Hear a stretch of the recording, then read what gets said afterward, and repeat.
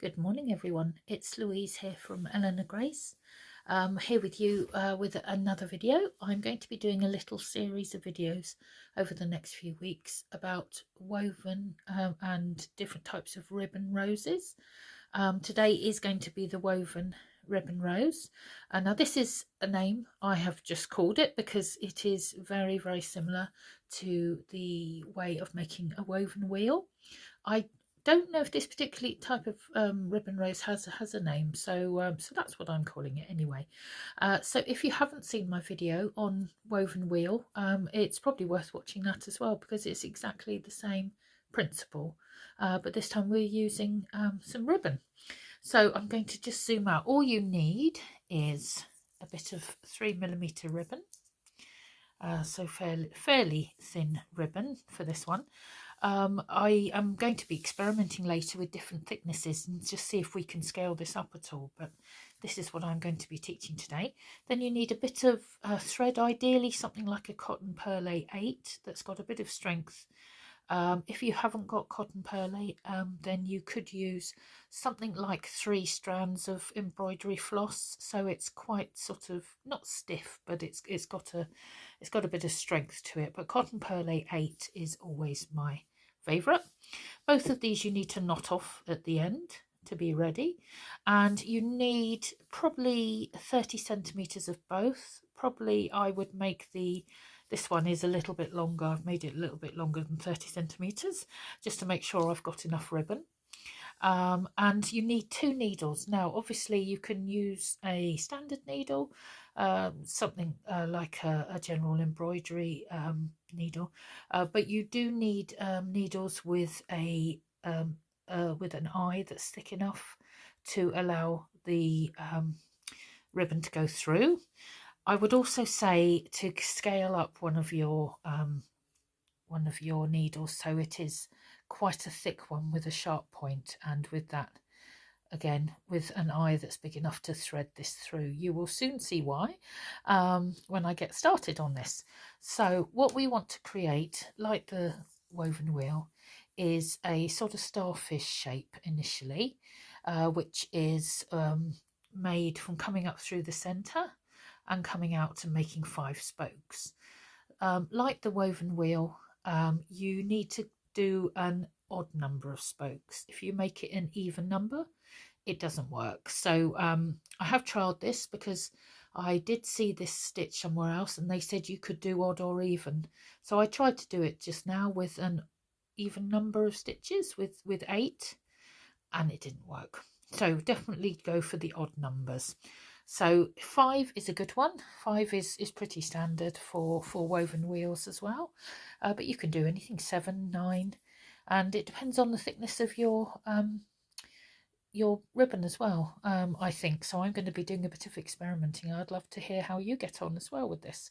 So to start off, to make this shape, obviously we've got to come up in the centre of where we think our ribbon rose is going to be, so you don't want to put it too close unless you're making a bunch around there, which would actually look really lovely.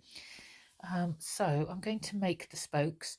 Now you don't have to be perfect with this, but depending on how long a piece of ribbon you've got, if you make more spokes or if you make them bigger, you are going to need a longer piece of ribbon. So for this, these are about, I suppose it's just over 6mm, so about double the width of the ribbon, if not a little bit more.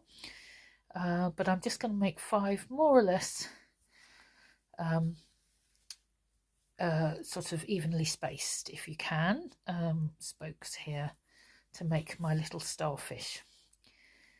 I actually quite like the look of this on its own, so it's one of those things that you think you should perhaps make when you're making one of your pieces. I might have to put in one of these little starfish on something.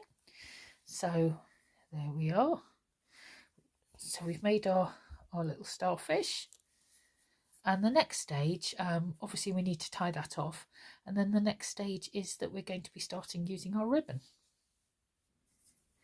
So I'm just going to tie this off. Now I would advise to to do a double knot perhaps on the back, because when you're using the ribbon it can pull at this, and so just to make sure it is quite secure.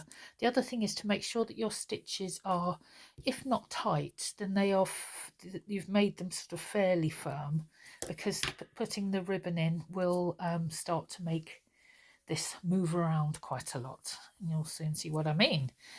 So we've got our little fish there. Now the other thing to say is, if you're making a woven ribbon rose, then you will be best to try and do the starfish shape in the same colour. So I have this bright pink, and the nearest I have is this sort of slightly softer pink here, and that will help cover it. You occasionally can see a bit of the stitches, and again with slow stitching, as I always say, perfection is not a requirement here.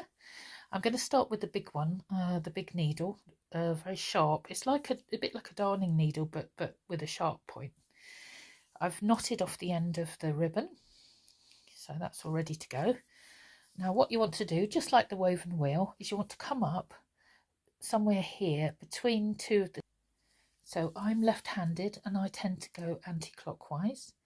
If you're right-handed, then you may well go clockwise, but you will soon see. Now the reason we have this extra thick needle will be because initially it is quite hard to get the first bit of the ribbon through the hole. Once you've done this, this is the most difficult part, I will say. I've got a very thick needle, it's quite sharp, and I'm going to sort of wiggle it around in that space to try and create a bit of a larger hole. Not too much, you don't want to rip obviously the fabric, but you need to be aware that it can be a little bit fiddly to get it through. There we go. So first time I did this, it took an awful lot of wiggling, but I think I'm getting to be a bit of a dab hand at them now. So what you want to do, just like with a woven wheel stitch, is you want to go over the first stitch, under the second stitch, and just repeat. So having the odd numbers means that you are covering different sections at different times, which is the problem if you had 6 sort of legs of your starfish. It covers the same holes all the time, covers the same legs all the time. You will soon see what I mean once I get started. So we're going to go over this one and under that one, over this one, under that one, over this one, and it just gets into a bit of a rhythm, and you start to get used to it. Now let the ribbon curl as it goes. Don't try and sort of tidy it, but do sort of pull it so it's not taut, but it's got a little bit of tension as you go, because that just sort of neatens the stitches. So I'm coming over this one, under that one, over this one, under that one. So over, under, over, like that. And you just keep going, and you tidy up again as you go, sort of giving it a little bit of tension. And you keep going round. As you can see, I can still see the stitches I can still see them quite well. The ideal really is to get to a point where you're covering all of the legs. You don't see the little feet sticking out at the end here. So over and under, and you just can continue like that round. As you can see, I can still see the stitches quite well, but when you get to a certain point, especially if you're tidying up as you go, you start to realize that it's... So I'm going under here, so over here, under there. You do have to check sometimes, because I don't think it would make a great deal of difference if you were to miss one stitch, but the ideal is just go over one, under the next, over one, under the next, and then you eventually end up with a beautiful rose. Just trying to get this through. It's a slightly too big needle. I should have probably changed to my littler one. As you can see, getting into a little bit of trouble with that one. So over and under that one.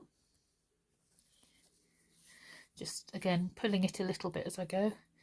Over and under that one, over this one and under that one, and you begin to see the rose shape form.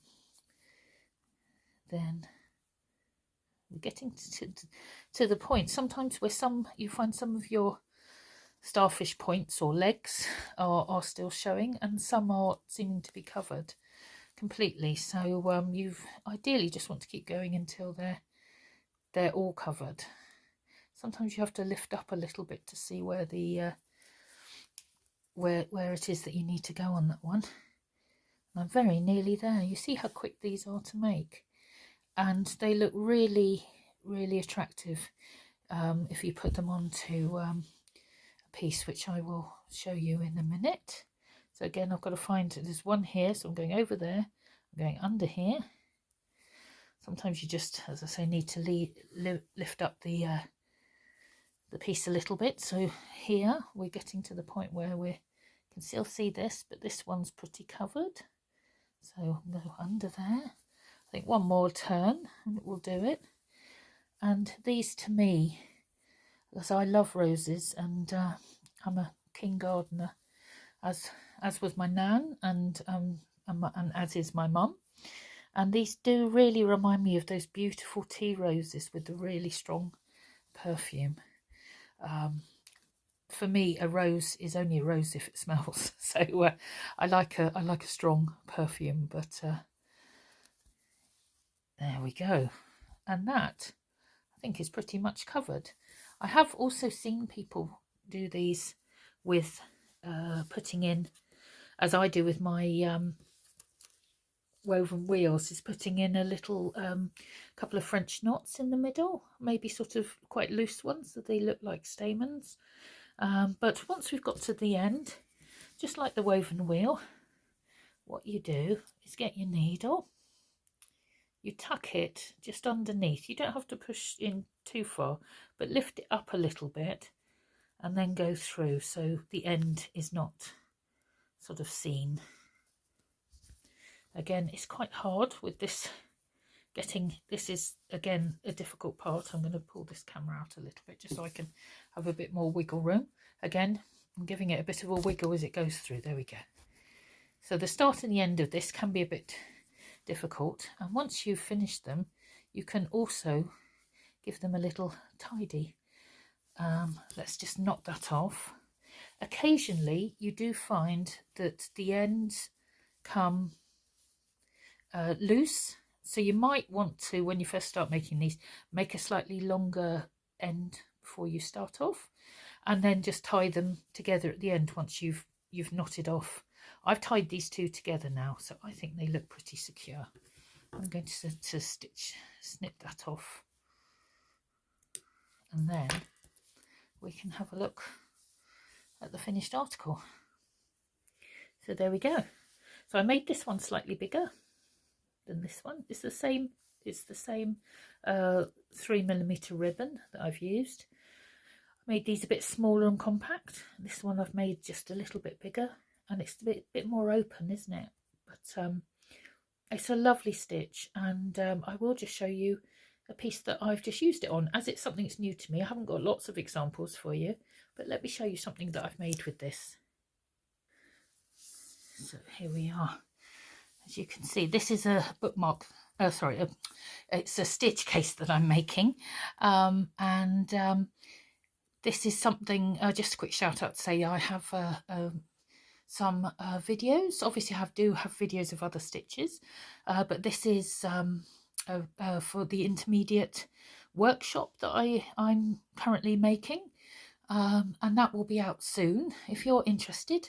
The beginner's workshop is already out, and that has a lot of basic stitches like French knots, chain stitch, seed stitch, and a herringbone, and various others as well. But these are bullion. I'll just show you those quickly, as well as the ribbon roses. Miniature bullion stitches in cotton pearl 12, which is quite a bit thinner than cotton pearl 8. But here are the ribbon roses, and that's what I've done with them.